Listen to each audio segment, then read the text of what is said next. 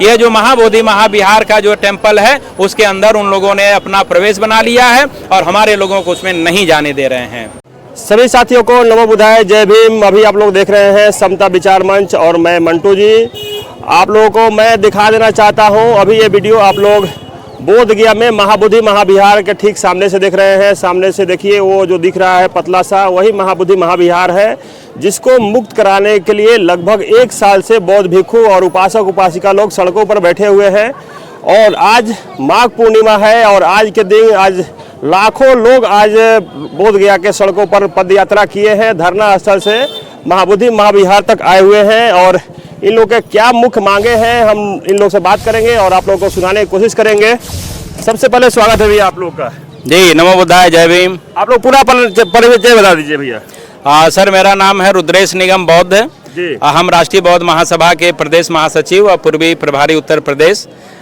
अच्छा, क्या मुख्य मांगे हैं आप लोग के कि आज साल भर से आप लोग सड़कों पर बैठे हुए हैं, धरना कर रहे हैं, मशाल जुलूस कर रहे हैं? जी जी जी जी जैसा कि हमें लगता है कि धीरे धीरे हम लोगों का आज ये धरना प्रदर्शन साल भर पूरा करने जा रहा है। जी जी। और साल भर में यह 150 करोड़ भारत के जितने निवासी हैं सभी लोगों को हम लोगों ने अपने विषय से अवगत करा दिया है।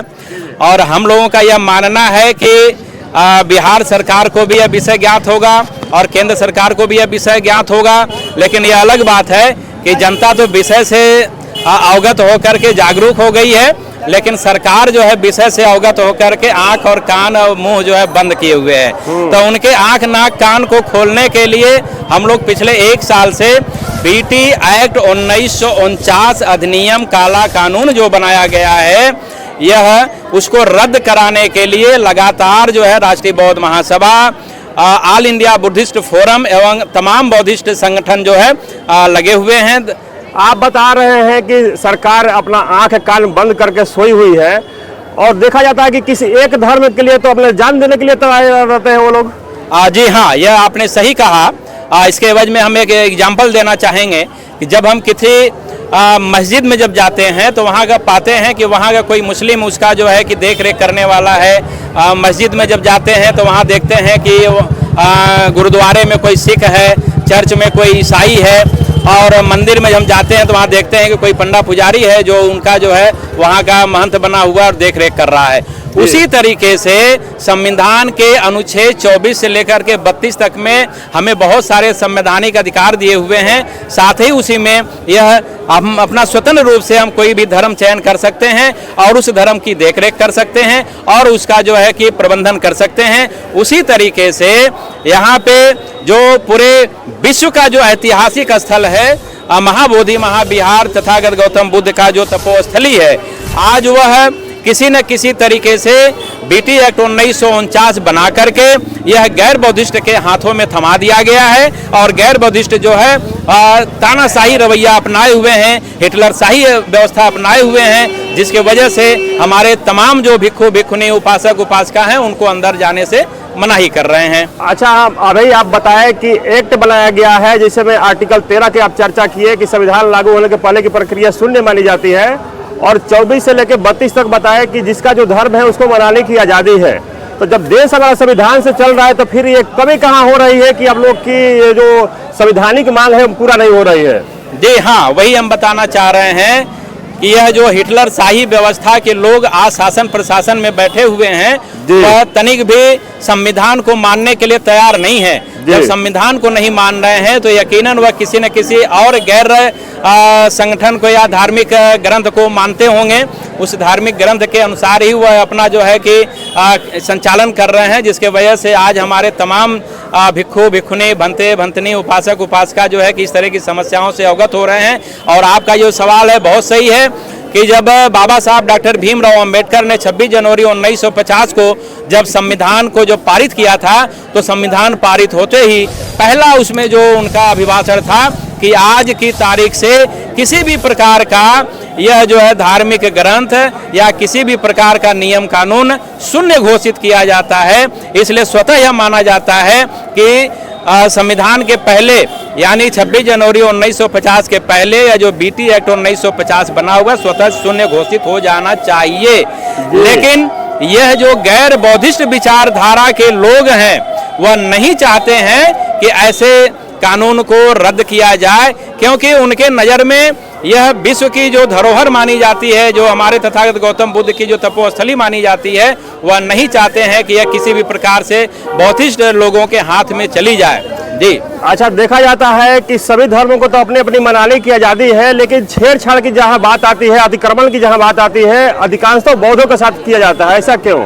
जी हाँ, जैसा कि आपको पता है, जब बीटी एक्ट 1949 बना था उस समय भी लगभग 2-3 साल का जो धरना प्रदर्शन चला था, लेकिन उस समय भी सरकारों ने उस धरना को कुचलने का काम किया था। तो सरकारों को और गैर बौद्धिस्ट विचारधारा के लोगों को लगता है कि संविधान के दायरे में रहने वाले तथागत गौतम बुद्ध के अनुयायी उपासक जो हैं वह बहुत ही सीधे साधे लोग होते हैं, वह किसी भी प्रकार का अस्त्र शस्त्र प्रयोग नहीं करते हैं। इवन यहाँ तक कि आप उनके एक गाल पे तमाचा मार दीजिए तो वह अपना दूसरा गाल भी आगे कर देते हैं। इसी गैर बौद्धिस्ट विचारधारा की वजह से उनके मन में इस तरीके का खुराफात चलता रहता है, इसीलिए वह आए दिन यहाँ पे अनैतिक कार्य करते हैं और यह हमारे बौद्धिस्ट लोगों के साथ, भंते लोगों के साथ जो है अन्याय करते हैं, उनके साथ छेड़छाड़ करते हैं, जिसका जीता जागता उदाहरण है यह जो महाबोधि महाविहार का जो टेम्पल है उसके अंदर उन लोगों ने अपना प्रवेश बना लिया है और हमारे लोगों को उसमें नहीं जाने दे रहे हैं। कहीं आप बात किए कि बौद्ध लोग शांतिपूर्ण अपना मांग रखते हैं, कहीं शांति से बैठने का है तो वो फायदा नहीं उठा रहे हैं लोग? नहीं, देखिए सर, हमने पहले ही कहा कि हमारे जो बुद्धिस्ट विचारधारा के लोग हैं वह यकीनन कहीं न कहीं संवैधानिक दायरा में भी रहने वाले लोग हैं, इसलिए वह संविधान का उल्लंघन नहीं करना चाहते हैं। वह हमेशा चाहते हैं कि संविधान के दायरे में रह करके ही हम अपना मांग जो है शासन प्रशासन में बैठे हुए लोगों के सामने रखें, स्टेट गवर्नमेंट के सामने रखें, केंद्र में बैठे हुए लोगों के सामने रखें, ताकि हमारे जो अन्य अनुयायी हैं वह यह न कहने पावें कि बौद्धिस्ट विचारधारा के लोग भी जो है आक्रामक होते हैं या वह भी जो है कि शांति का मार्ग छोड़ करके अशांति का रास्ता अपनाते हैं, इसलिए वह लोग इधर उधर का कोई कदम नहीं उठाते हैं। अंत में सरकार से आपकी क्या मांग रहेगी? अंत में हाथ जोड़ करके हमारी जो है स्टेट गवर्नमेंट से और सेंट्रल गवर्नमेंट से सिर्फ यही एक डिमांड है कि जिस तरीके से दूसरे धर्मों के लोगों को उस जगहों का देख रेख करने के लिए आपने संवैधानिक दायरे का प्रयोग करते हुए अधिकार दे रखा है, उसी तरीके से यह जो टेम्पल है, जो तथागत गौतम बुद्ध का जो टेम्पल है जहाँ पे उन्होंने ज्ञान प्राप्ति की थी, उस जगह को भी शुद्ध रूप से किसी भी प्रकार का मिश्रण नहीं करना चाहिए, उनको शुद्ध रूप से बौद्धिस्ट विचारधारा के लोगों को हैंड ओवर कर देना चाहिए, ताकि हमारे भंते और जो हमारे भिक्षु लोग हैं वह उसका पूर्ण रूप से देख रेख कर सकें और उसका संचालन कर सकें। यही हमारी स्टेट और केंद्र में बैठी हुई सरकार से निवेदन है कि बीटी एक्ट 1949 को तत्काल रद्द करके यह पूरी प्रक्रिया, पूरा देख रेख, पूरा प्रबंधन यह जो है बौद्धिस्ट के हाथे में कर दिया जाए। चलिए, बहुत बहुत धन्यवाद भैया। तो जितने लोग इनके बातों से सहमत हैं तो वीडियो को ज़्यादा शेयर करें, ताकि ये आग जिस तरीका से इनके दिल में लगी है ये आग सबके दिल में लगे और महाबोधि महाविहार को मुक्त कराने के लिए जहां है वहां से तन मन धन से समर्पण करें। सभी साथियों को नमो बुद्धाय, जय भीम, जय संविधान।